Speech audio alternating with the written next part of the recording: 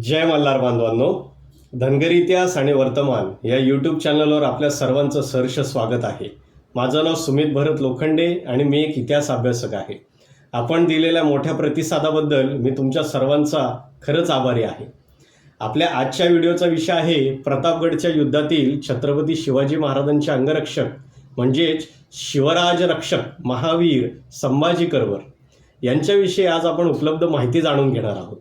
दिनांक 10 नोव्हेंबर 1659 रोजी प्रतापगडावर युद्ध झालं होतं हे आपण सर्वांनीच वाचलेलं आहे, ऐकलेलं आहे.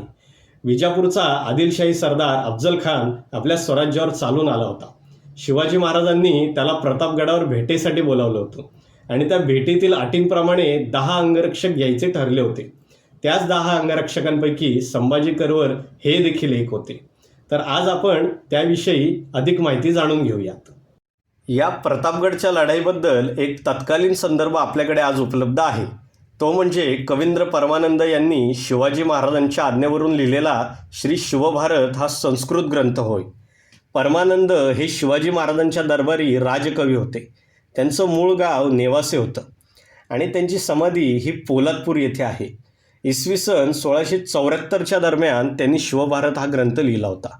याच ग्रंथामध्ये अध्याय 21मध्ये श्लोक क्रमांक 72 आणि 79मध्ये संभाजी करवर यांचा एकूण 2 वेळा उल्लेख आलेला आहे.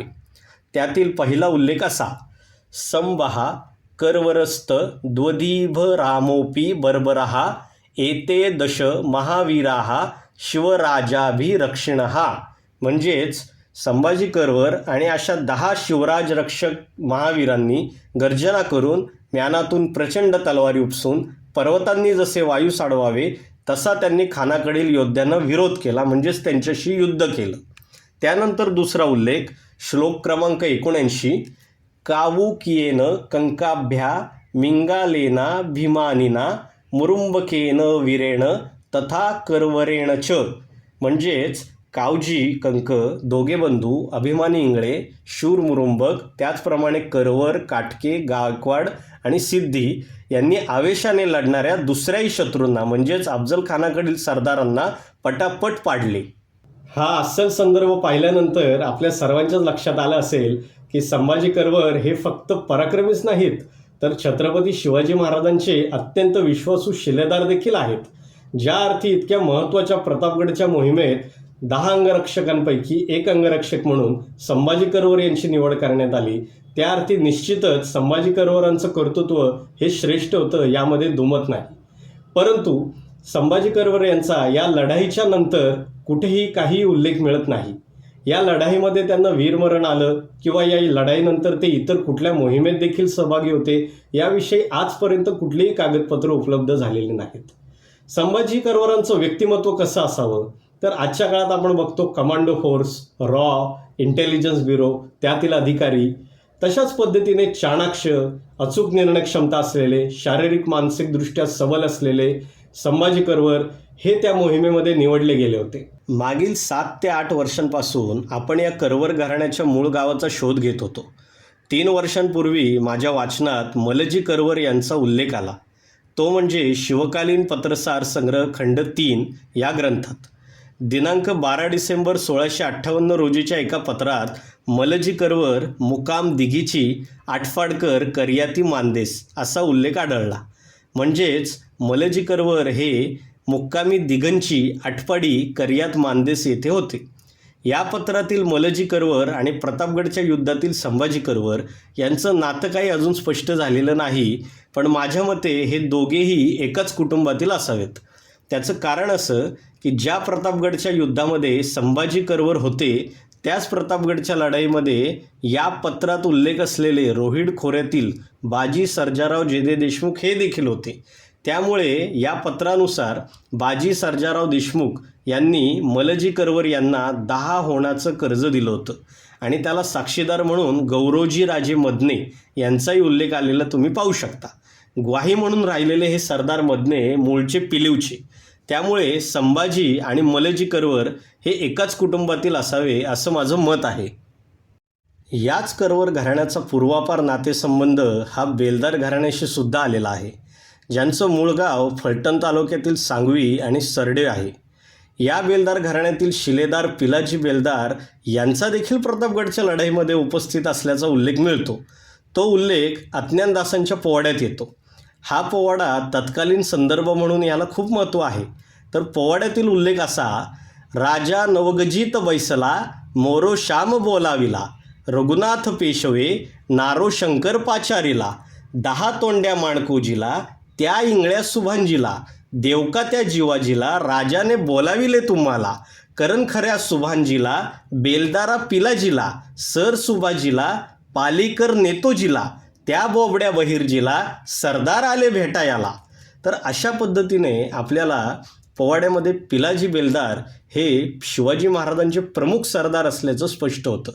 याच बेलदार घराण्यातील जिवाजी आणि मलजी बेलदार यांची लष्करी पथके ही शिवाजी महाराजांचे सरदार नेमाजीराजे शिंदे यांच्या सैन्यात असल्याची अस्सल मोडी कागदपत्रातील नोंद आपल्याकडे उपलब्ध आहे.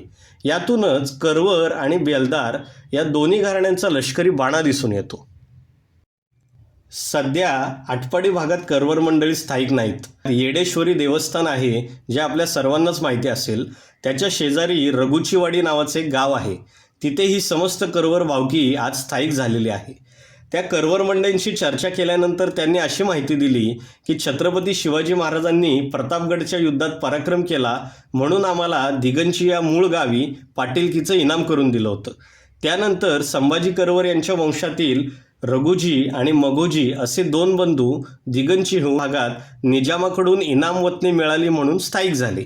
त्यांच्याच नावावरून रघुचीवाडी हे गावाचं नाव पडलेलं आहे. त्या अर्थी रघुचीवाडी येथील करवर हे संभाजी करवर आणि मलजी करवर यांच्याच वंशातील असल्याचं उपलब्ध पुराव्याच्या आधारे स्पष्ट होत आहे.